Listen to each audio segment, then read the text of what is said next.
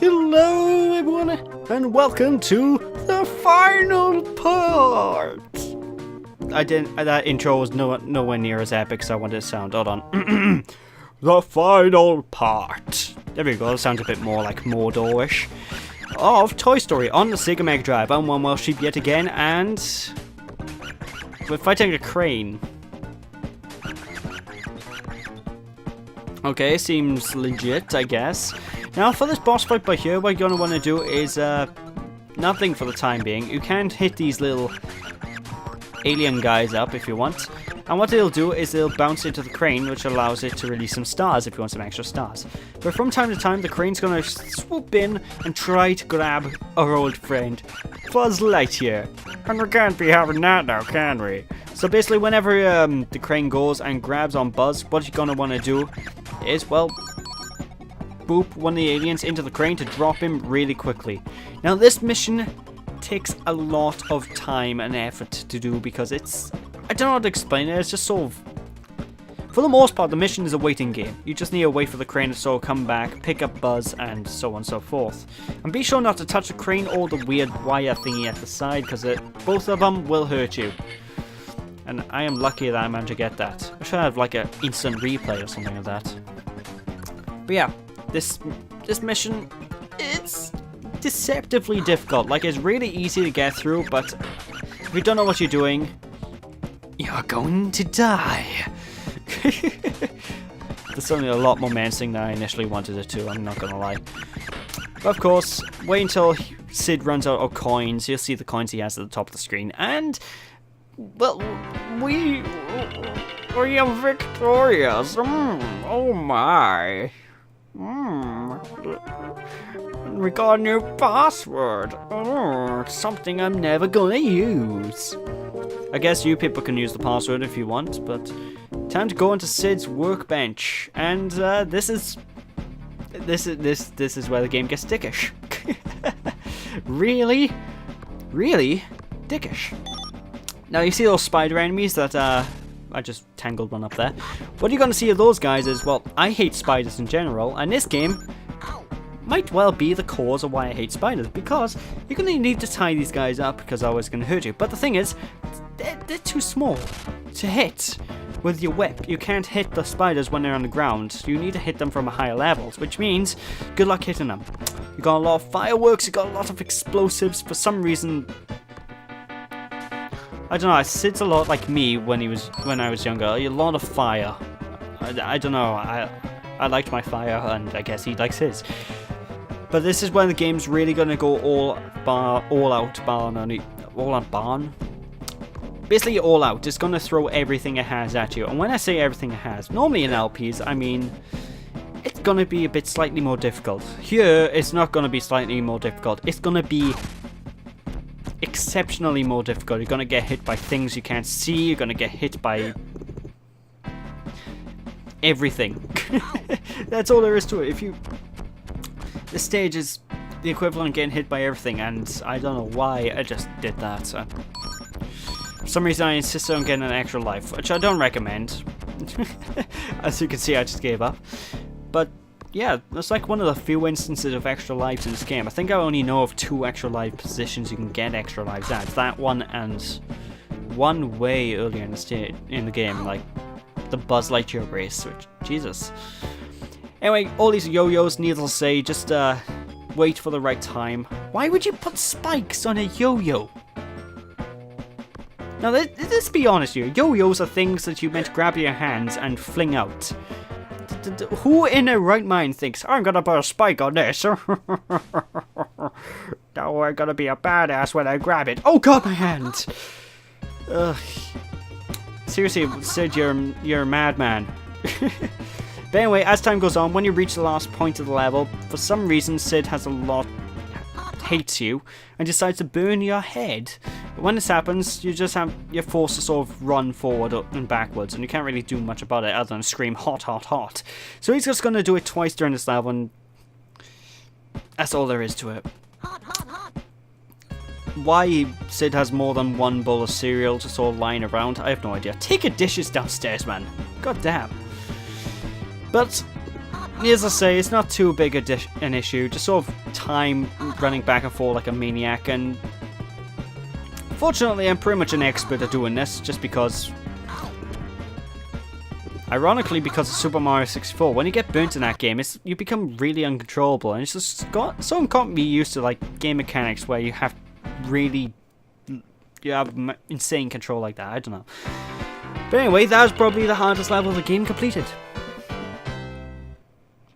Or was it? I'm not actually sure. There's quite a few stages in this game that will qualify as the hardest in this part. Time for the Battle of the Mutant Toys.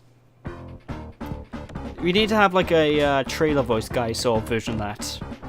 Where's the Super Smash Brothers announcer for this? Battle of the Mutant Toys! Rape the targets! I don't know. But anyway, this stage also extremely difficult. About as difficult as the last stage. What you're going to need to make use of in this stage though, which is quite interesting, is, well, you need to use your whip as a whip. Whoa. Basically, you need to use it as like a grapple, and I don't know, I like this music for some reason. It gives me Super Mario Land sort of vibes, or like, I don't know, it just reminds me of something Chinese. I don't know, I get Chinese vibes from this music. But, yeah, basically you need to make use of the whip to sort of grapple your way up. Now, the best way to do this is hold down the beep button when you're in the air, which will extend your whip for slightly bit longer, allowing you to aim properly. Aiming on those little grapple points is really difficult, and unfortunately, unlike Spider-Man 2 or Spider-Man 1, actually now I think about it, unlike any Spider-Man game, it's very finicky and very difficult to actually do the web slinging. I know that we're not web slinging, we're rope slinging, but that's beside the point. That could be a game that could help you one day. Spider-Man 2. That's a fantastic game.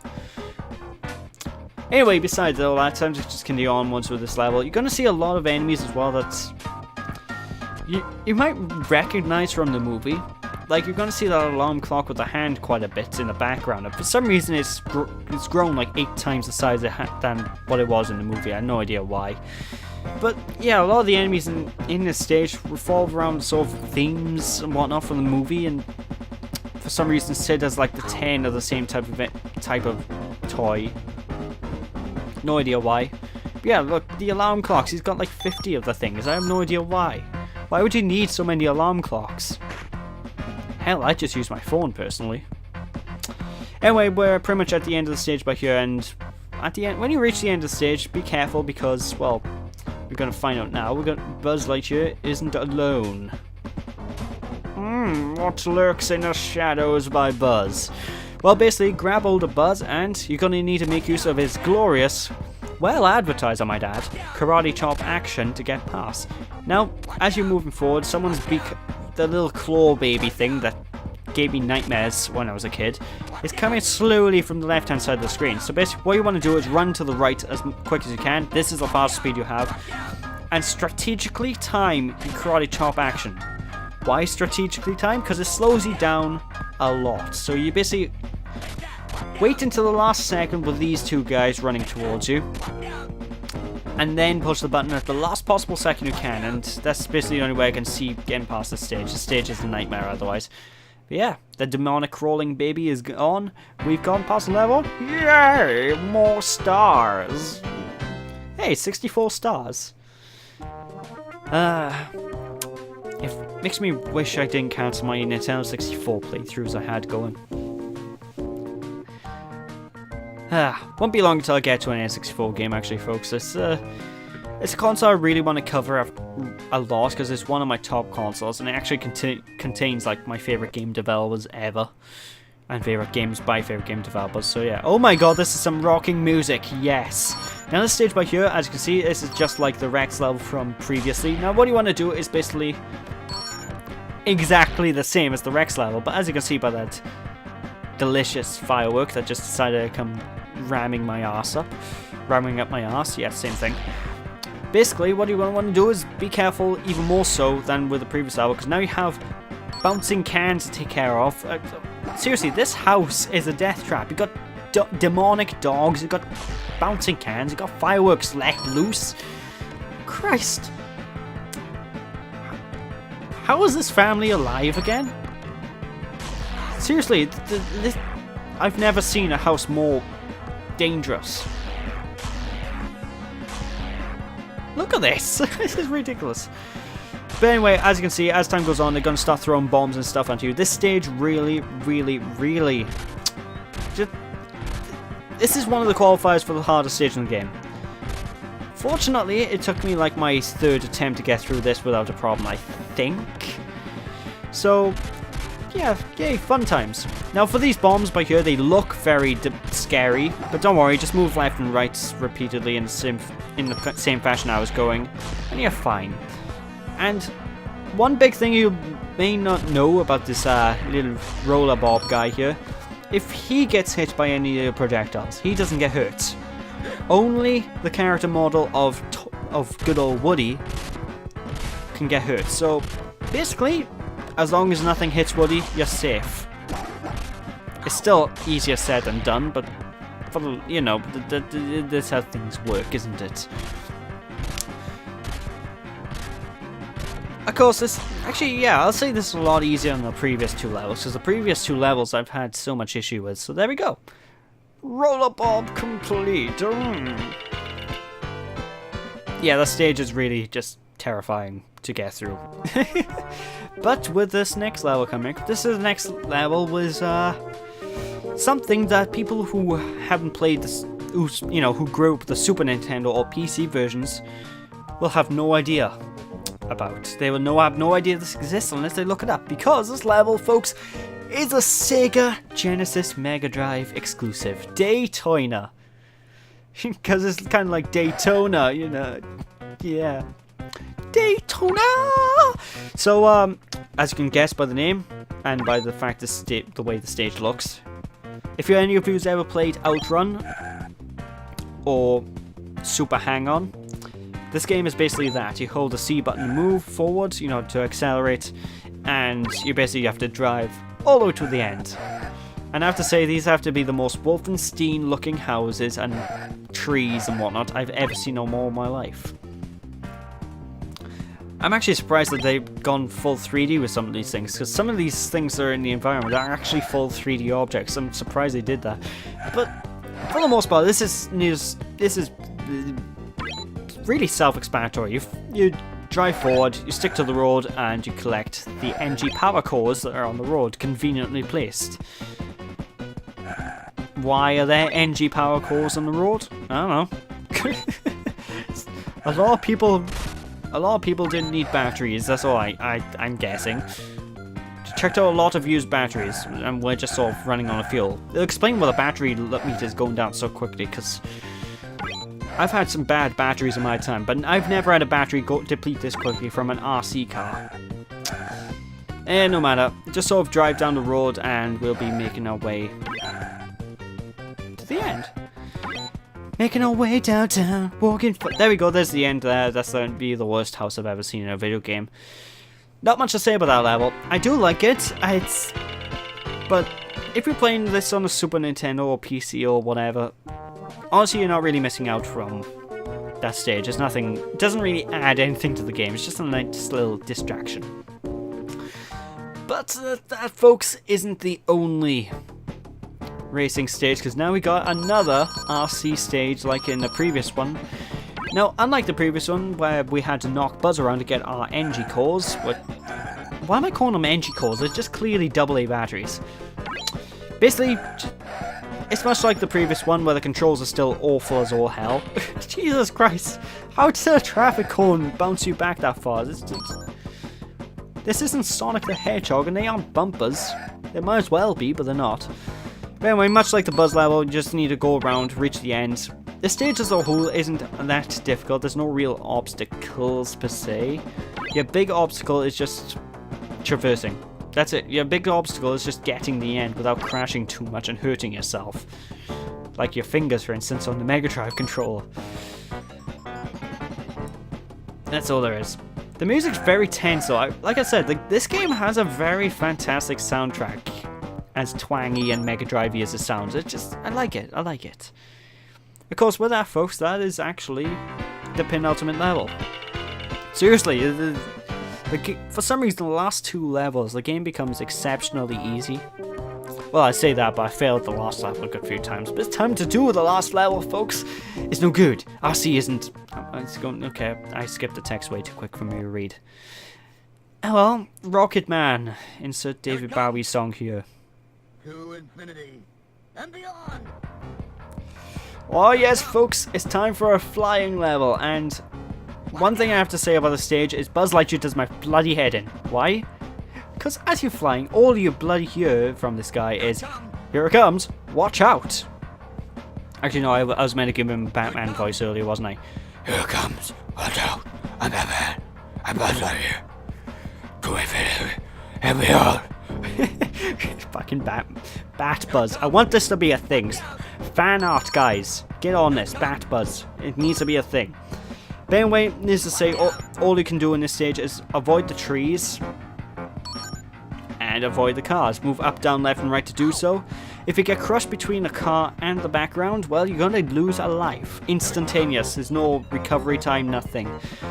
This is the last straw, folks. If you get this wrong...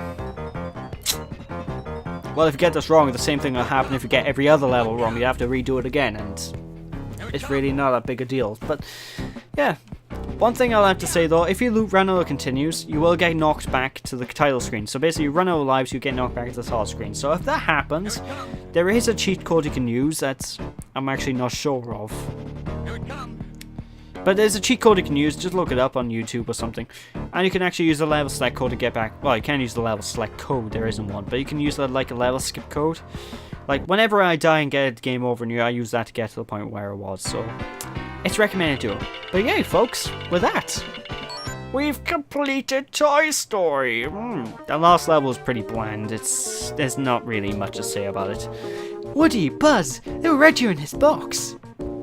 That night, after the toys were unpacked, and I'm going too fast for my own voice acting. I can't show off my genius voice acting skills. Now you know how Luigi feels. Well done. You've completed study mode. Oh, let's go. And with that, folks, we have now completed Toy Story on the Sega Mega Drive. A fantastic side-scrolling platformer. Not exactly what I consider one of the best games ever. It's hasn't aged well. The controls are a bit off, some of the mechanics are a bit off, but it's still a fun time, and I would recommend picking this game up in some way, shape or form and trying it out. I mean, if you don't want to buy it, then just emulate it, although you can probably get this game for really cheap. Like, I can get a copy for like 2 quid, 3 quid, something like that, which is something like $2 in America, I guess. So yeah, fantastic game, and I don't understand why games don't do this anymore. Why they have credit rolls for the characters, then they have the credits for the actual game. I don't know why games don't do this anymore. I like this about older games. Of course, music in this game, fantastic. Gameplay, could be better, could be worse. It's tolerable. And the graphics, like I said earlier, I don't like the graphics all that much, but for the most part, it's a game I'd recommend. It's pretty fun, and it's a good time overall. And that's all I can say about it. So with that, folks, thank you all for watching Toy Story. Now, if you ever want to play this game, it is available on the PC, Super Nintendo, and Mega Drive, and it's also available on the Game Boy as well, I believe. I don't know how much different the Game Boy version is, but in terms of differences, the Mega Drive and Super Nintendo version, from what I can tell, are practically the same. Super Nintendo version has better sound and slightly better graphics, but it doesn't have that one level. So if the one level is a deal breaker to you, then get the Mega Drive version. But from what I've been told, the Super Nintendo version is the better one. To that I say, ha! Because this is a Sega game and Sega's better. Gotta get my old console war fanboy in. Although, I'm still not mocking Super Nintendo, I love the Super Nintendo. It's so bad. But with that, folks, like I said, that's the end of this LP. I quite enjoyed it. It's been a bit of a nightmare to record, because I had issues with the game cartridge sort of crashing and doing this funky thing where the game will sort of glitch up, and I've had a bit of a nightmare recording this, but yeah, it's been enjoyable. It's been a good time. So with that, thank you all for watching. Hope you all enjoyed. Don't be sheepish, people. And when we return next time, well, I don't know what we'll be doing next time, but we'll be doing something. So I'll see you all then. Thanks for watching. See you after. Bye!